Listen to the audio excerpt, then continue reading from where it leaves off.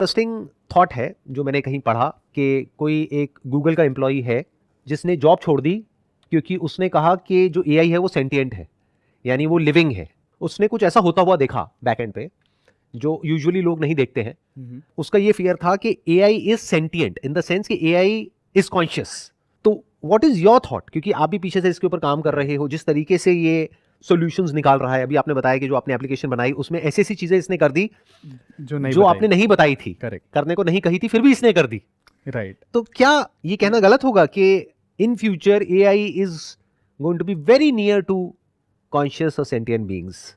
I think yes. Why? Because अभी जो लोग हैं ना, मतलब मैंने जितने लोगों से I do lot of like mentoring and all, so कहते हैं कि एआई के पास फीलिंग नहीं है। आई गेस आपके भी शो में लोग आए थे और ये बोलता है AI can not have that feel. ठीक है, वो एक फीलिंग है, वो डिसीजन नहीं ले सकता। बट अगर हम इसके एक रिवर्स पे जाएं, रिवर्स साइकोलॉजी देखें, तो AI is only influencing your decision, और भी बहुत पहले से, नॉट अभी। बट अभी जो डिफरेंस है, लाइक आपने जो बोला सेंटिएंट जो अब हुआ है, एक लिविंग कॉन्शियस है उसमें, मैं उसका अगर एक डिफरेंस बताऊं लोगों को कि कैसे हुआ है। AI was solving from last I would say 5-10 years से टास्क सॉल्व कर रहा है, but it was very specific कि एक डोमेन में, कि मैं कैमराज हैं, ऑब्जेक्ट डिटेक्ट किया, आई वांट टू ड्राइव, और उसके बेसिस पे डिसीजन लेने हैं।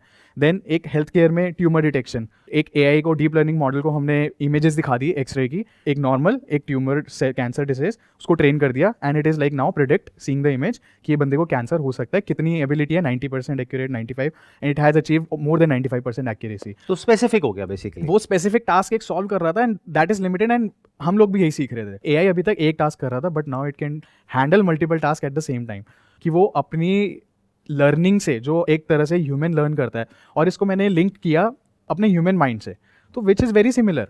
क्योंकि हमारे माइंड में अगर हम देखें एक बायोलॉजिकल न्यूरॉन, अगर किसी ने अगर स्टडी किया हो, तो उसमें 5 मेन कंपोनेंट्स हैं, विच इज़ न्यूरॉन तो मेन है ही, आर सेंसेस जो हम लेते हैं पूरे वर्ल्ड से, आइज, ईयर्स, हैंड्स, ठीक है, और एक हमारे डेंड्राइट्स हैं और एक्सॉन है। ये हैं, डेंड्राइट्स का काम है इनपुट सिग्नल लेना, एक्सॉन का काम है आगे सप्लाई करना, मतलब आगे न्यूरॉन्स को बनाना, और we have millions of billions of neurons जो आपस में कनेक्टेड हैं, एंड उसके बेसिस पे हम डिसीजन लेते हैं। This is our human thing, कि मैंने एक इन्फॉर्मेशन ली, माइंड ने प्रोसेस की, उसका आउटपुट मेरे को डिसीजन लेना है, मैंने कर लिया।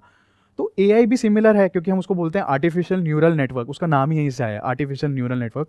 बहुत सारे न्यूरॉन्स हैं, 96-98 लेयर्स हैं, अगर आप ChatGPT की बात करो, इतने सारे पैरामीटर्स हैं, इतना सारा उसको इन्फॉर्मेशन दे दी गई है, आपस में सब कनेक्टेड है neurons, which we call it as hidden neural networks.